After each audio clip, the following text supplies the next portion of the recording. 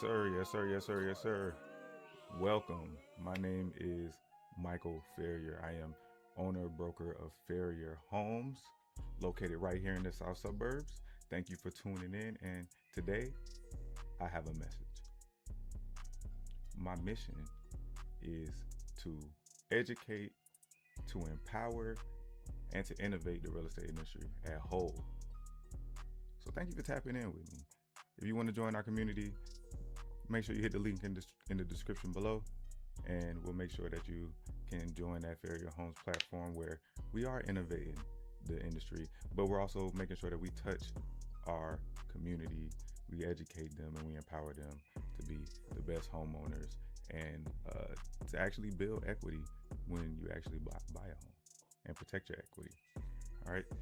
But before we get into my message, we got some issues that we got to discuss, y'all. We got some issues that we have to discuss. And first, my first issue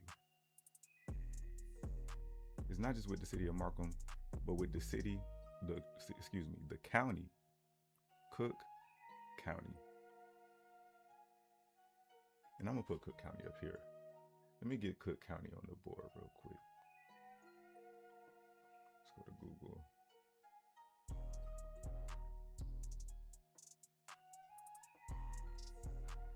I'm on, what's her name? Tony Preckwinkle. What's her name? There she go. President of Cook County. President of Cook County Board of Commissioners.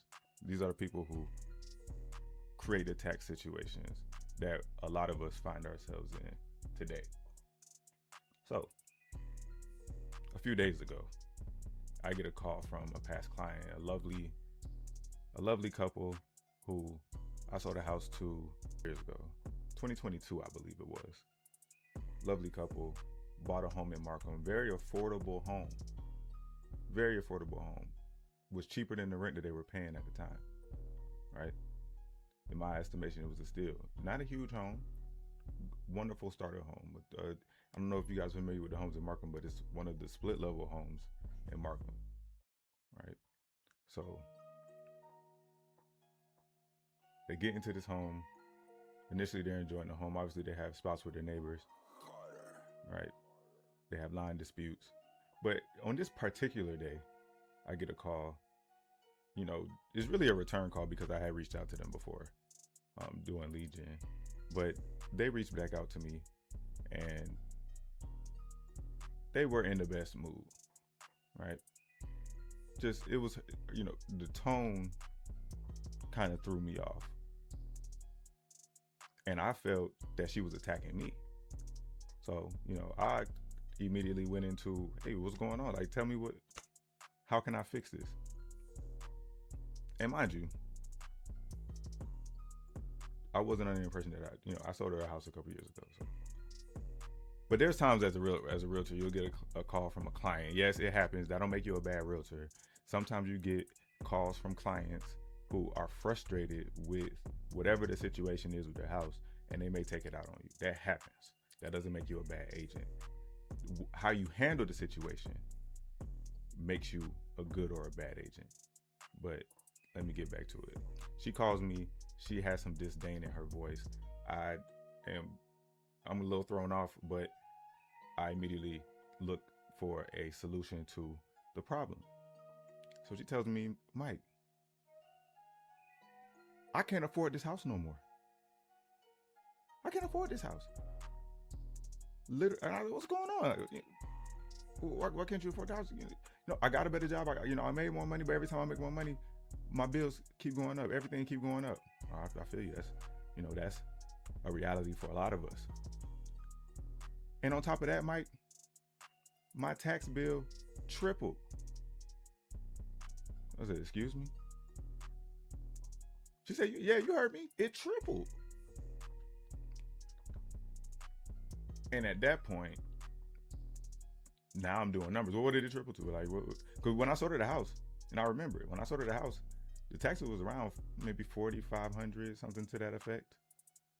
Excuse me, it didn't triple. Her taxes quadrupled. Her taxes was around $4,500, somewhere around there. and she just got a new tax bill for $16,000. I had the same reaction. $16,000 is crazy for 1,000 square foot, maybe not even 1,000 square foot home in a lower income neighborhood. I don't want to call Markham a low income neighborhood, but it's under middle income neighborhood. You know what I'm saying? If there was a tier between mid income and low income, that's what Markham is. Albeit surrounded by some low income neighborhoods, but Markham isn't one of them. So this affordable home, over the span of a year or two, goes from a steal, where I'm paying less than I was paying in rent, and now I own my home and can do what I want to do here. It went from that to now I'm paying $16,000 in property taxes. Unfairly, obviously. So I say, well, did you appeal your taxes? Did you appeal that? So yeah, Mike, I appealed. And when I appealed to my cousin or whoever, they told me to go here to this attorney. And they told me, Mike, they did tell me, they said, hey, it's gonna be 30%. It's gonna be 30% of what we win. So they filed appeal.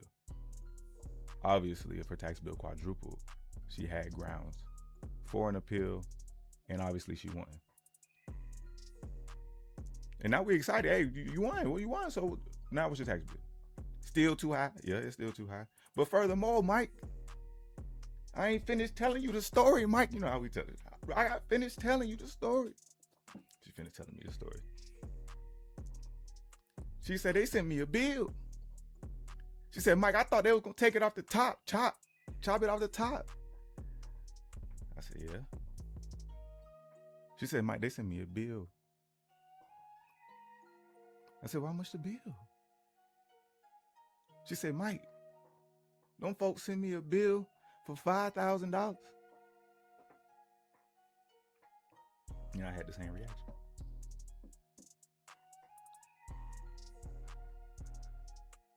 $5,000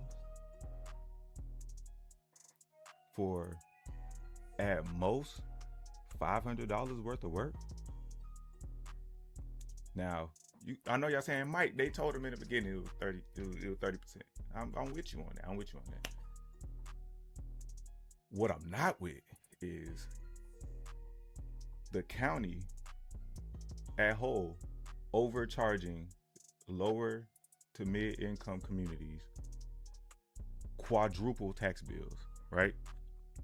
Luckily, this couple, they were engaged with the housing market. They asked questions to homeowners. They call and ask questions, so they knew to appeal. But there's people who don't know to appeal. And that's part of my mission, to make sure that you do know how to appeal. If you watch this episode, if you watch this clip, you can never, ever say again that you did not know that you could appeal your taxes.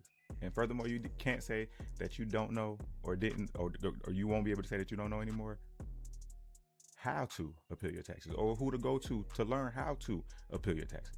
Because Farrior Homes, baby, we take care of you. Join the community. You can reach out directly to us and actually get your taxes appealed when your tax appeal window is open. But in this story, she appealed her taxes. They sent her a $5,000 bill. This is a bill that she can't pay it. In so many words, this is a bill that she can't pay. My problem is that Cook County overtaxed you quadruple. Then the only way that you can fix the wrong is to appeal. Now, you can appeal your taxes yourself, but where they get you at is you don't know what you're doing, right? This is not something that you do all the time. That's not something that you do as a career for money. This isn't something that you do on a regular basis. So, like everybody else, or like reasonable people in the United States do, we hire somebody to who knows what they're doing to do it for us, right? So, in that sense, now we have to pay to correct the wrong that the county inflicted on us. All right, cool. We get the wrong pseudo corrected, right? Now, the absorbent amount of taxes, in my opinion, should have been taken into account when I'm getting charged, right? Because if I'm getting raked through the coals, then it's unreasonable. If this $16,000 tax bill made my home unaffordable, it is reasonable to assume that I don't just have an extra $5,000 laying around. Now, did you put, if you say they cut it in half, did you put $8,000 back in my pocket? No, but that's how it was sold as, right? So it's the entire cycle of Cook County, the people who work in the real estate industry and service consumers. It's a cyclical thing. Hey, we're going to rake you through the code, and you're going to need them to correct our wrong halfway. And it brings us back to zero. And a lot of times it brings us back to negative, meaning we can't afford our home, and we go into foreclosure, and we lose our home. Now you can barely get a rental.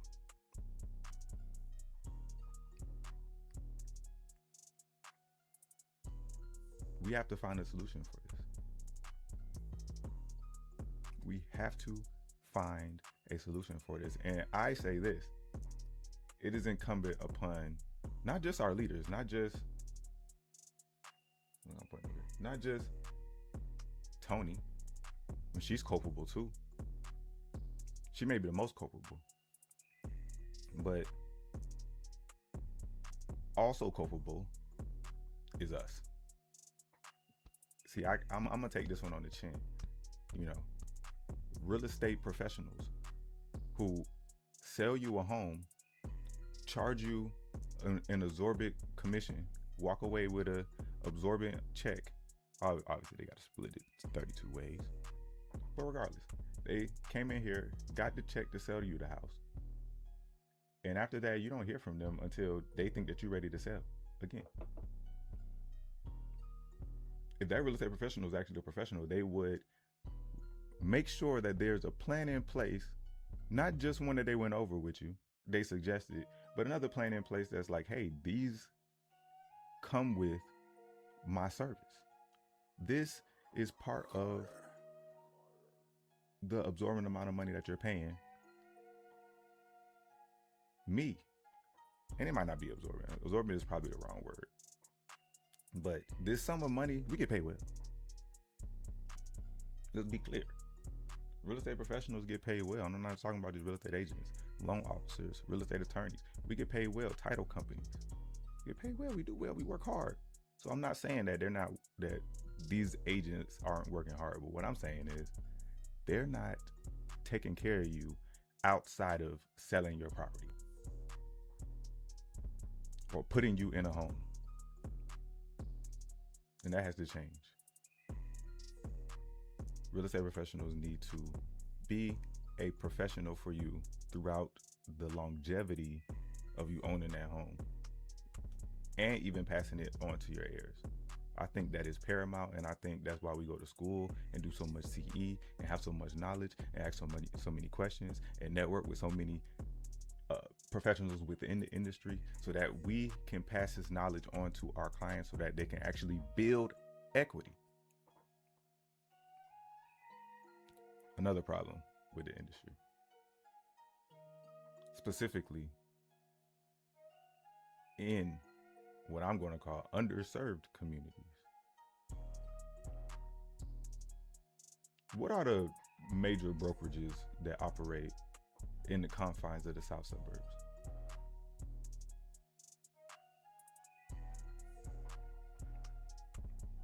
I looked at my competition. Again, Farrior Homes, based in the South Suburbs, service the South Suburbs. Branch of Farrior Realty that's been in the community since 19 90s.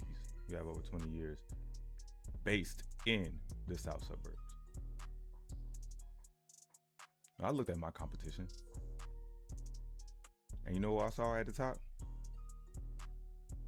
I saw Keller Williams. I saw At Homes Properties. I saw EXP.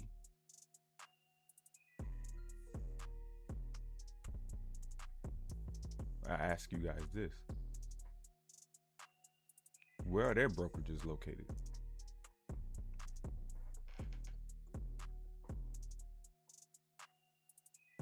Where they set up shop at? See, where you set up shop shows who you are looking to service. So where did they set up shop? There ain't no Keller Williams office opening south of 127th Street or east of Kedzie. I'm talking about underserved communities. Where's At Properties at? Where's EXP? I think they're virtual office. But I bet if you look it up, it's not gonna say based in. It's not gonna say based in Harvey. It's not gonna say based in Dalton, Lansing. You got to drive 30 miles to get to the nearest brokerage office. It's agents that drive 20 minutes to come service a neighborhood that they don't even want to work in. What I'm telling you is they don't even look at these neighborhoods, these ancillary stuff for them. So yes, they just sell you a house and move on and call you in 6 years because the stats say people sell every 7 years. So they might call you in 5. And if they call you shorter than that, they call it for a referral. So let's be clear. I'm talking about underserved communities. That's who I serve. That's where we're based out of. That's who we empower. That's who we educate. I'm changing the game. See, the game's rigged. And I'm not even playing that game. I just started a whole new game. So I'm changing the game completely. I'm not even operating on the same tip that they operate on. So again, my mission is to educate, empower, and innovate. And what I'm telling you is your taxes are paramount to your affordability of your property. If you're not aware of your tax bill and how that affects the equity in your home, in my estimation, you hustling backwards and you're giving the county exactly what they want. See, majority of us in the South Suburbs are not appealing our tax bills regularly. And first of all, we shouldn't have to do this, right? We should be taxed fairly and given fair services and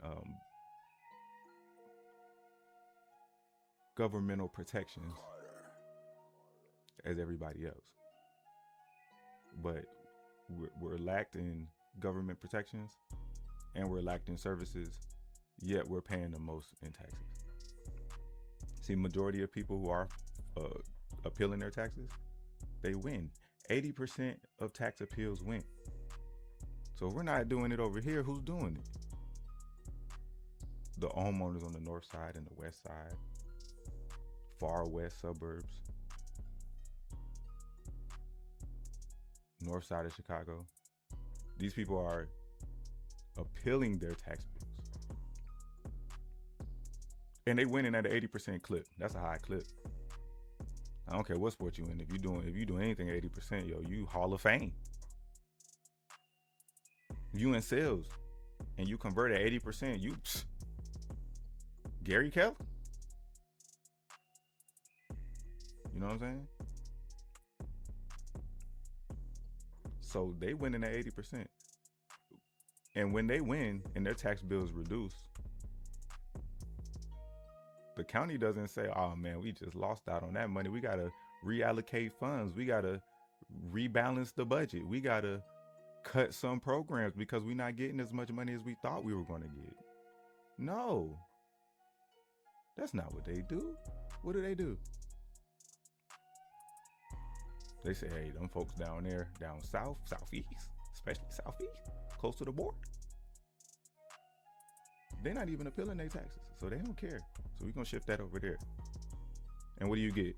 You get a 900 square foot house with a tax bill of a 3,000 square foot house.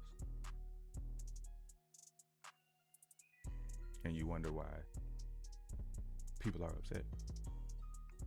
You wonder why people are foreclosing on their properties. You wonder why people are moving out of state, i.e. Chicago Bears. They following the Bears, baby. I don't want them to. I want to sell people houses in Illinois in the South Suburbs. I want to help people build equity here in the South Suburbs. I want to help people fight their tax bills here in the South Suburbs.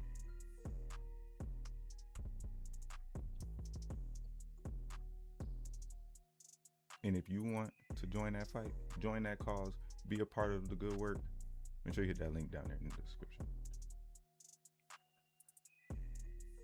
Since we're talking about the city of Chicago, let's move to Brandon Johnson. Brandon Johnson with the Mohawk. Let me pull Brandon Johnson up here, because I want to talk directly to Mayor Johnson. And don't get me wrong, I respect this man. Got a lot of respect for Brandon Johnson.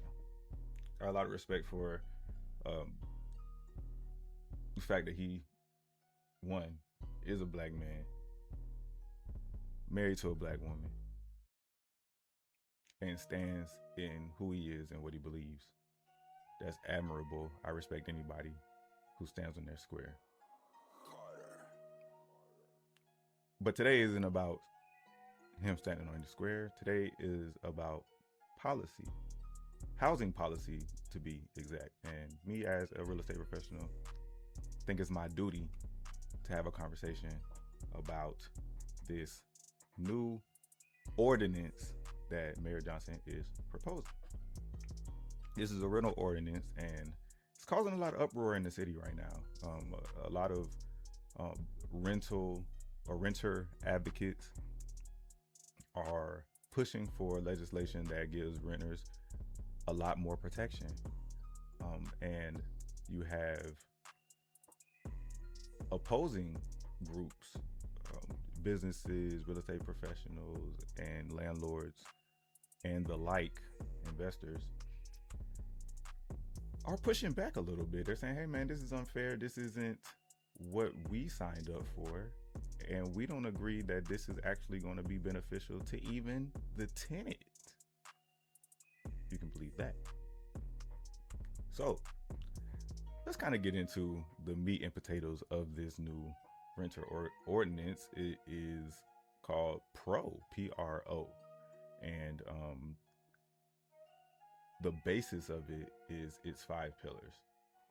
So advocates and Mayor Johnson came up with a very specific plan about how they plan to go about protecting renters in all rental situations. So the first part is this RLTO, and RLTO is a residential landlord and tenant ordinance, and this is going to ban all of the junk fees. So hey, application fees, pet fees, move-in fees, any of those fees that we all know are headaches and a lot of times unnecessary and absorbent for no reason. I'm not gonna say no reason. I think the reason that they do it is to screen, right?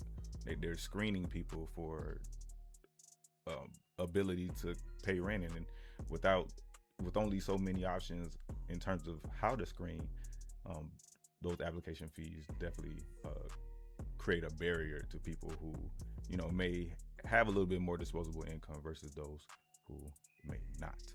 So this first pillar looks to dismantle that system altogether.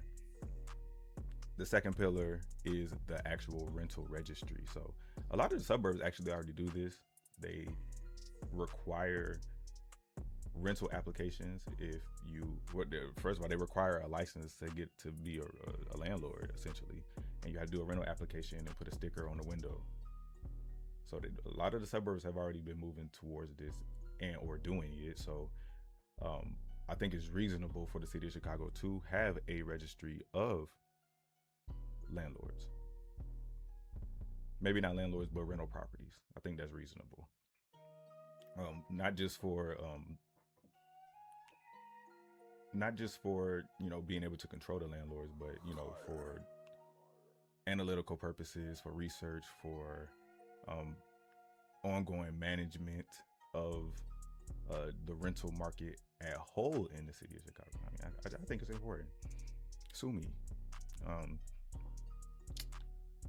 It also establishes the Bureau of Rental Housing Services. So this is going to be a brand new city agency that's dedicated entirely to educating the public, processing rental complaints, and enforcing tenant protection laws. That's the third bureau. And that is going to be funded actually by the rental applications that the landlords will be filing. So I'm presuming that they believe that they can make a substantial amount of money on the rental applications, and that will fund this new department, the Bureau of Rental Housing Services.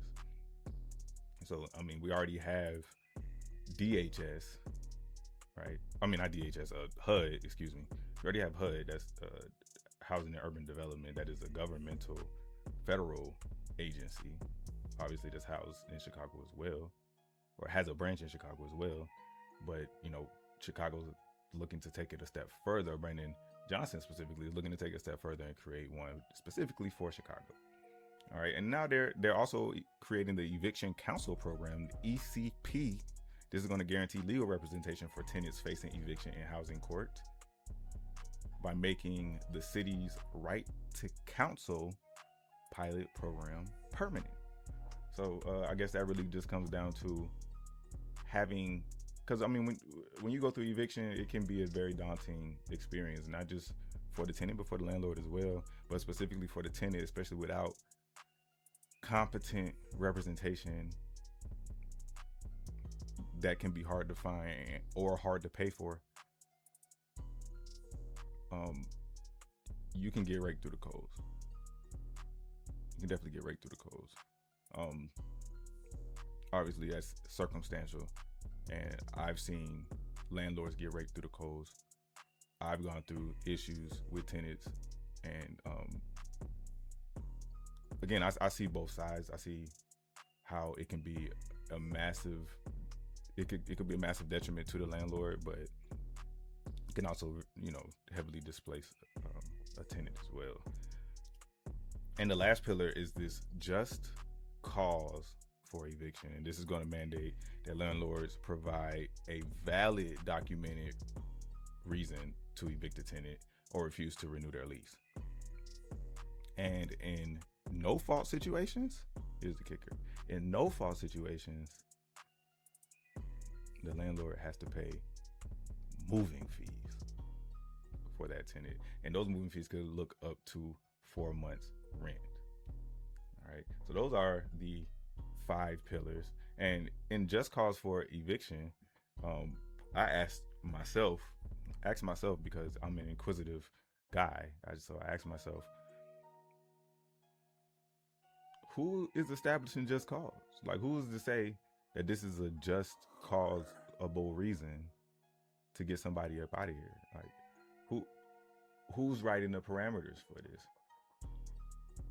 And I was, it didn't take long. That's why I don't understand when people don't research, because it's not hard to find, just type it in and it comes up.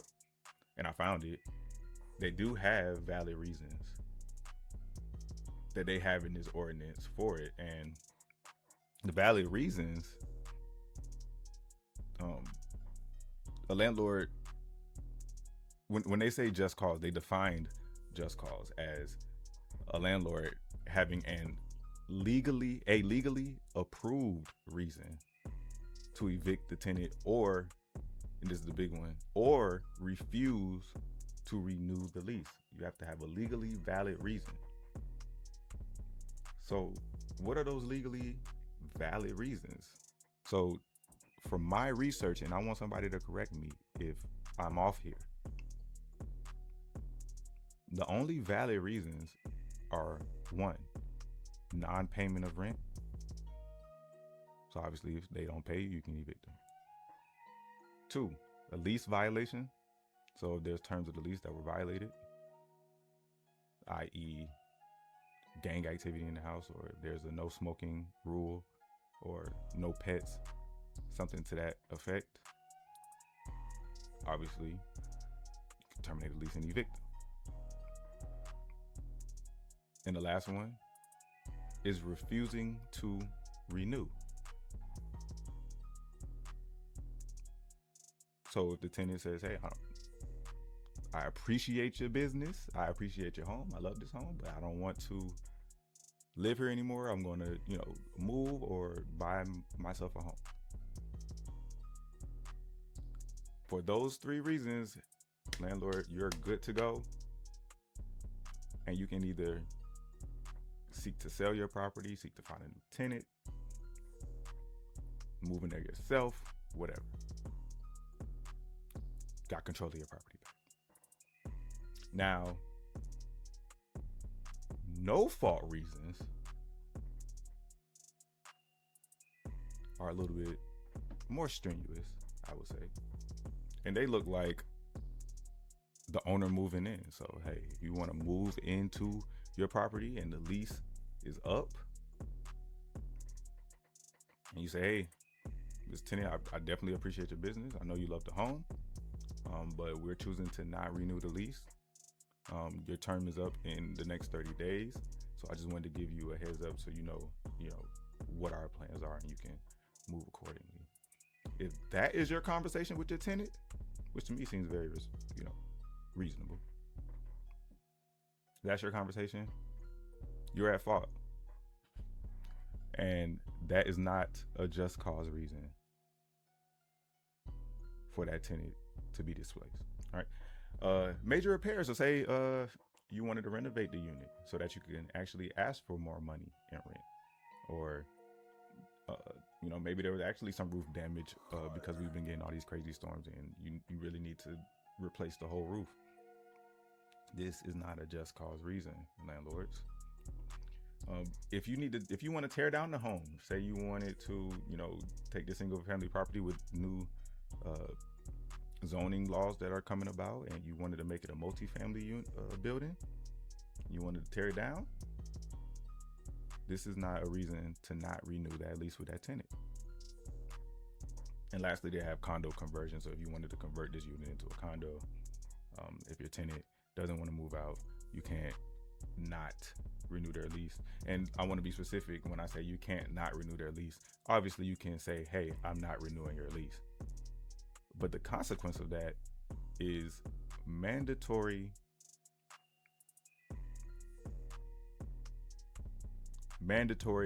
moving fees to the tenant. And again, those mandatory moving fees can be up to 4 months rent. So I asked myself,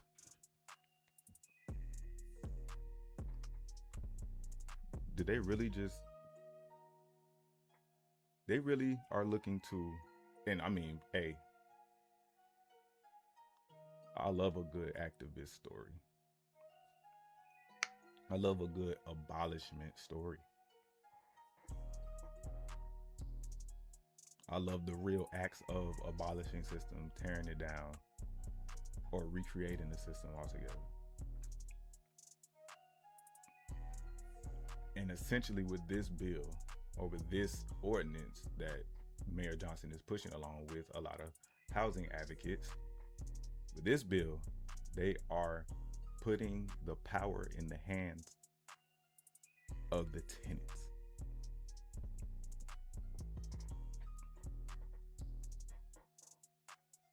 So I said, I asked myself another question. What's the game plan here? If this ordinance passes, what is the landscape going to look like for investors, real estate professionals who operate in that space, and tenants alike? What is this situation going to look like? So I came to some rational deductions, conclusions. One, well, landlords would choose to not rent in this, to be landlords in the city of Chicago. There would be a mass exodus of landlords from the city of Chicago. And then I sat back and thought about that. It's too much money in renting in Chicago. It's too much money, boy. They're not running away from that. They'll hold out and find some loopholes before they leave the city altogether. So that one didn't really seem that practical to me. But the other one is they could get really stringent and really strict, a lot more strict on their application process or strategy at whole, and also implement longer lease terms. I think if I was a landlord in the city of Chicago, especially if I have, bigger units, because people with families generally stay in places longer that is large enough for them. So if they're in somewhere that's not big enough for them, they're always looking for the next biggest place. But once they find a place that is big enough for them and they're comfortable there, they're more likely to be there longer term. So I would be pushing longer lease terms. If I can't just get you out at the end of this lease, whether I want to renovate the property or, just ask somebody for more rent and make this apartment actually competitive on the market. If I can't do that, then I gotta lock you in. 5-year lease, 7-year lease. I wouldn't even be surprised to see 10-year leases if this ordinance passes. Lock these people in. If you have a good tenant, I'm gonna lock you in. If you shaky, then maybe we'll wait it out. But the strategy is going to change. I'll be interested to see what that will look like. And again, if I'm putting people in longer leases, then the terms of or how I go about screening my tenant, I'm going to make it a lot harder for people to qualify for my unit. All right, so I can definitely see it going those couple ways. And just enforcing these just cause rules to keep track of it, of the ordinance. That's why they instituted that other pillar, that rental registry. And that's going to be a citywide rental registry. Every property that is not owner occupied will have to apply for this rental registry.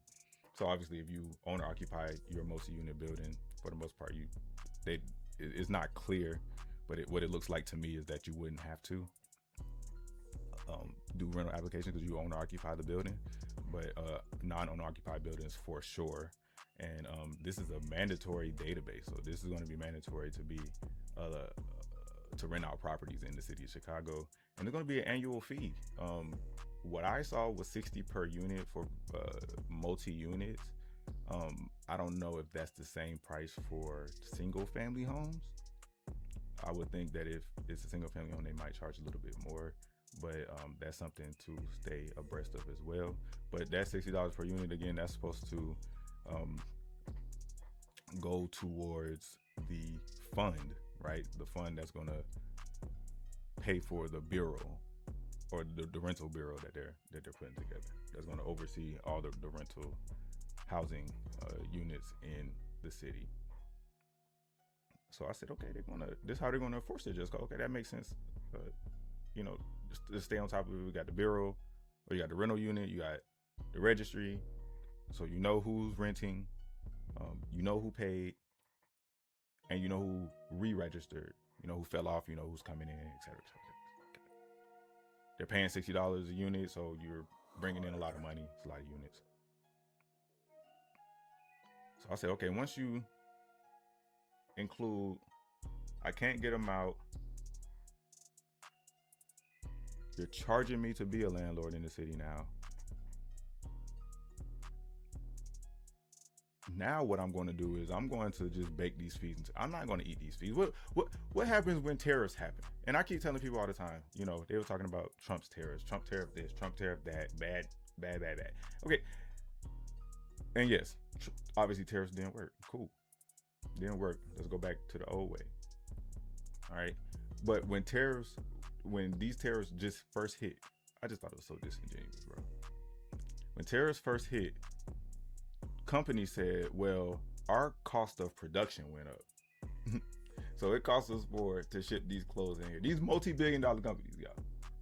Multi-billion-dollar companies. They say, hey, our cost to ship goods into the country and produce these goods went up. So in order to make up the difference, we got to charge y'all more.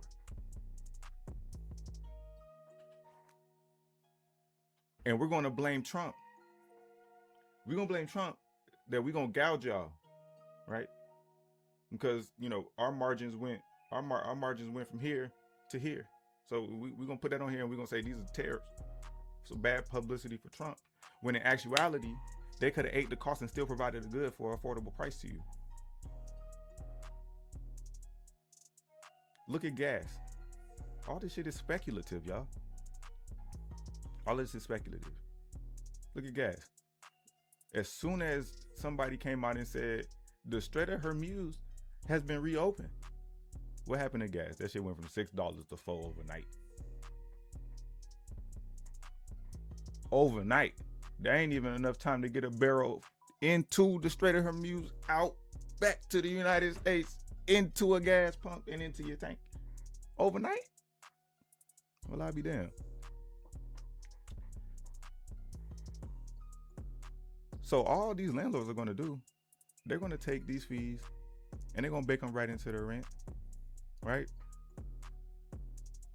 And if they savvy, they're going to bake a couple of years into your rent. So they'll never eat that cost. They're already baking administrative fees into your rent. They're already baking taxes into it. They're already baking homeowners insurance into it. And I'm not saying that they're wrong for doing that. I'm not saying that. I'm just stating the facts of the matter. I'm not saying they're right for doing it either. Just stating the facts of the matter. They're going to bake this into the rent. So how y'all going to handle that? Again, simple Google search, y'all. Simple search. Take 30 minutes and do some research. And you will find the answers to your questions, people. So that's what I did. I said, damn, they ain't got no rental caps? Because I thought that's all they're going to do is bake the fees. They don't got rent caps. They don't got a cap on how much I can charge somebody rent in the city of Chicago. Turns out they don't. See, the state of Illinois passed a Rent Control Preemption Act that explicitly bans cities and municipalities from enacting any type of traditional rent control. Well, that sucks. So we do all of this for the price of a rental to just keep going up and the difficulty to get into a rental to just keep going up. See the Chicago say, hold on, man. Brandon say, hey, hold on, man. I thought this through. So in order to build kind of a workaround, because we can't tell them they can't charge more. So when you're in a situation where you can't tell somebody that they can't do something, what do? You just create harder barriers to kind of enforce what you want to do, right? So what are they thinking about doing? We already really mentioned it, but let's say, for instance, the landlord proposes a lease renewal that has a lot of baked in fees, and from your estimation, this is too high. I don't want to pay that. Tenant, knowing that they got the power, they say, hey man, I don't want to pay that. So the tenant rejects the increase and says, you know what? Just move out. The landlord is then penalized and has to pay that mandatory move out fee or relocation assistance. And again, guys, this could be up to 4 months rent. Easily be over $5,000, y'all.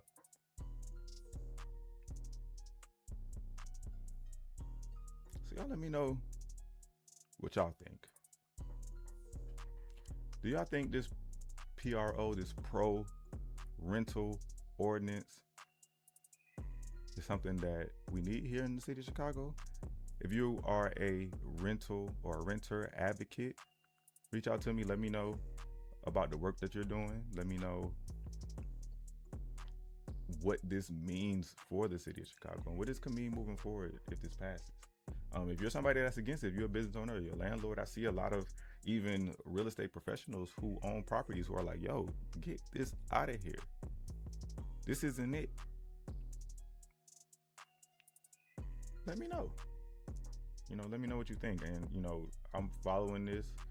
So we're going to see what the county or the commissioners, the city commissioners come up with when they vote for it. If you ask me, because my opinion definitely matters. But if you ask me, and I think that there is room for reform in how we deal with renters. I do. And disproportionately in the city of Chicago, Black and brown people make up the base of the renter population, especially when we talk about affordable housing renters. We make up a lot of that. So with knowing that alone, I know for a fact that the stigmatization on renters is affecting our communities in a deeper, more systemic, cruel way. I know a lot of people who get into a house and things start breaking in the house and they have a slumlord, right? I know a lot of people who pay their rent on time and they can't find another place to go, or the rent just went up, but nothing got fixed in the property. So and there's a lot of circumstances that can lead into all of these things, but I think that there's room to go after slumlords without hurting mom and pop investors. And when I say mom and pop investors, I'm talking about people who don't own hundreds of properties, people who own 5, 10, 15 properties. That's a lot to somebody who don't have any properties, but in the grand scheme of portfolio buying, that's nothing. That's a drop in the bucket. And that's who we're going after, right? We're going after the mega corporations, the Black Rocks, the people who are buying 500 properties at a time in single family neighborhoods.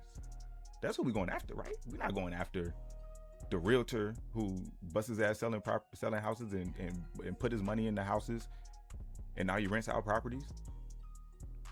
We're not going after the contractor who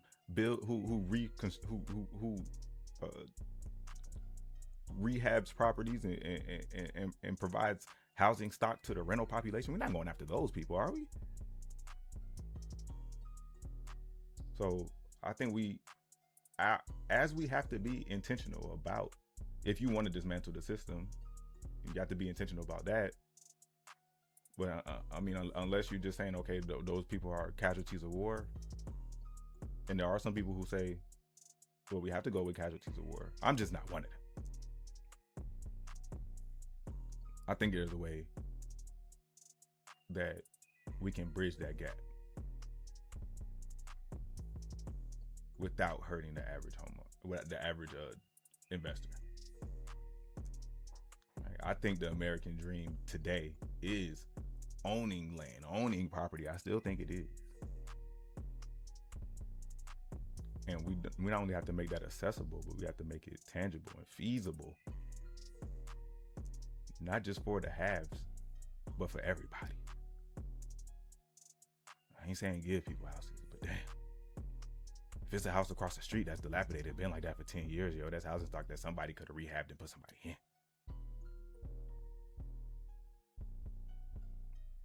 You got a slumlord, we can pass laws that go after slumlords. Not laws that give renters control over something that they didn't buy, something that they're using. When I rent a car, yo, I don't have all full control over that car. I can't tell them folks if they don't want to rent it back to me that they gotta rent it back to me. It's not how that shit work. It don't work like that with Airbnb. It don't work like that with renting movies. It don't work like that with anything. So, again, y'all, my mission is to educate, empower, and innovate. So, if you are tapped in, or if you need help with anything, or if you need just some more information on this topic, man, make sure you tap in, follow the page, like, comment, subscribe, and hit that link down there. Fill out that form and join the community. All right. And Mayor Johnson, he actually just officially announced this earlier this week. I believe it was Monday. And like I said, it's in the committee phase, and they're going to be debating it. And potentially this will move to a full vote. So, like I said, we're going to keep following that story for you guys. Let's go back here.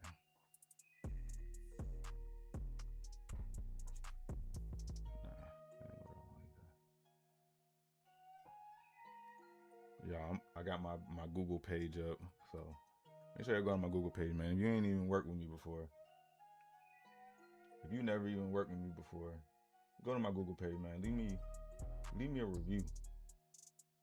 Just be like, man, I heard bro speak, and and I like what he got going on. So go over here, go to Farrior Homes Inc. Again, man, we based in the South Suburbs. So tap in with us. All right. In closing,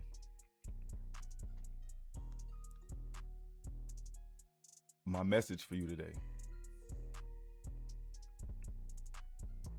the real estate industry, y'all, is in shambles.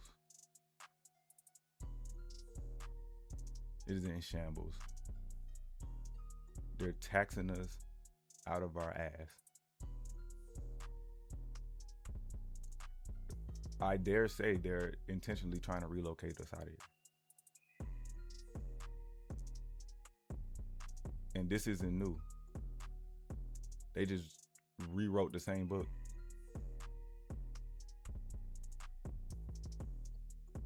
The rental situation, yo, I was just talking to some agents this morning, yo. Renters are stigmatized.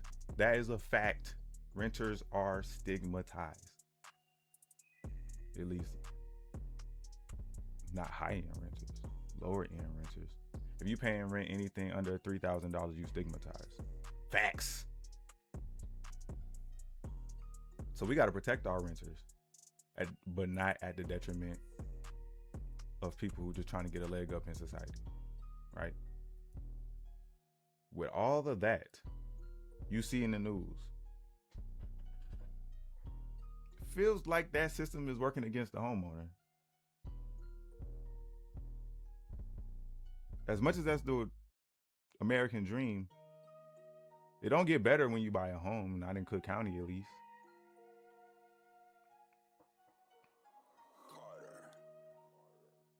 But here's the uncomfortable truth.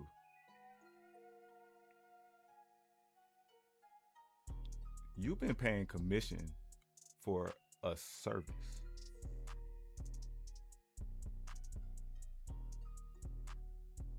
When you go to buy your home and that realtor make you sign that paper, I want you to see my face.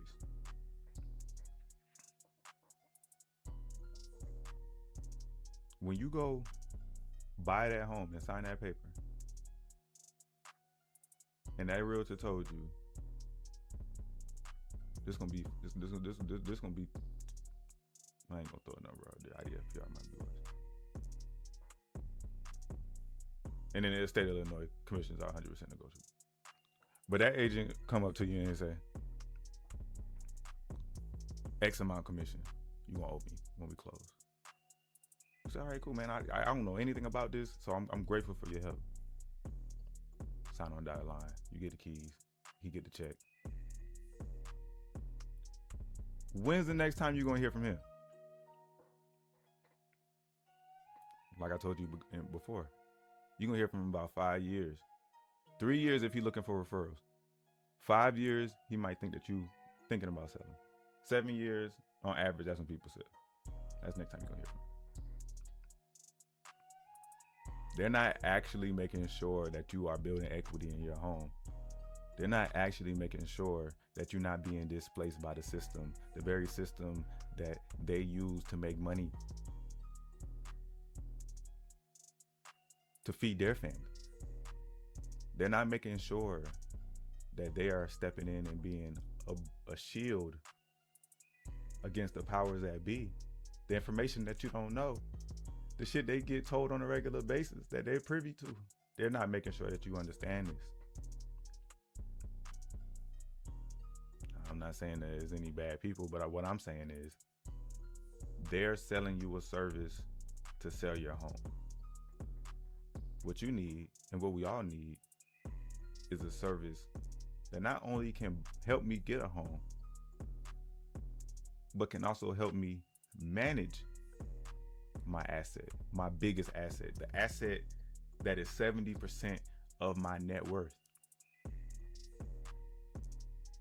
Because here's the thing about our community. We've always owned homes, don't get me wrong.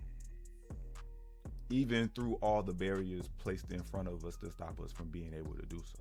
We've always done it. Even when we had to build it with our own hands, we were homeowners. But today, in 2026, where most of us are renters, and we've been placed in situations or put in situations or grew up in situations that were habitually renter situations, even people who own homes, to be real, we don't know how the intangibles of managing that property, maintaining that property, making sure your air vents are blown out and you change the filters regularly, making sure that your hot water tank flame is working on a regular basis, making sure that your sump pump is cleaned out, making sure that your gutters are clean, making sure that your yard's clean, making sure that your curb appeal is actually being thoughtfully taken care of so that everybody's equity is building.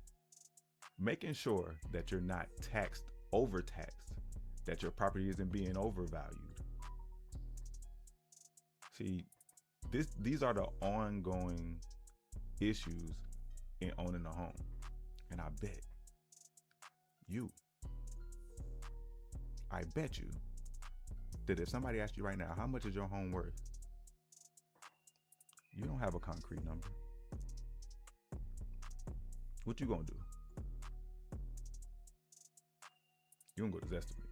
That's what you gonna do. You gonna go to Zillow and you gonna say, Zillow, type in your address, 123 Main Street. And Zillow gonna say, Zestimate says it's worth about $550,000. See what we do over here, man? We actually do real valuations of the properties. We're not gonna just take all the properties that's sold over here and all the properties that's on the market. No, we're gonna look specifically at your house. It's specifically to the upgrades that you've done to your house or didn't do. Specifically to what's unique to your house and the functionality of your house, and compare that to the sold comps over the last 6 months, the listed comps, that's your competition in the market right now, the expired comps, those are the properties who weren't able to sell, usually because they were unrealistic with their price, and cancel listings, sellers who were unreasonable with their price as well. And we're going to come back to you and say, this is what your house will sell for on the open market right now. This is what I will list your property for. This is what buyers will pay for your property right now. You can take this, can't take it to the bank. It's not a appraisal, but you can bet your bottom dollar. You can definitely take this and at the bare minimum use it as a case for appeal when you are ready to file your taxes. I'm sorry, to appeal your taxes. And our tax appeal window opens for our counties. Our counties are our townships, Thornton Townships, Bloom Township, and what's the other township? Bremen Township. Those are going to open here in the fall, so we need to begin those valuations right now. This is a reassessment year, so we definitely see different. We're going to be seeing some tax hikes. All right. And again, y'all, like I said, I don't want to sell your property. I mean, I do want to sell your property, but that's not why I do what I do. Selling your property is just a byproduct of you having built, first of all, me selling you a home.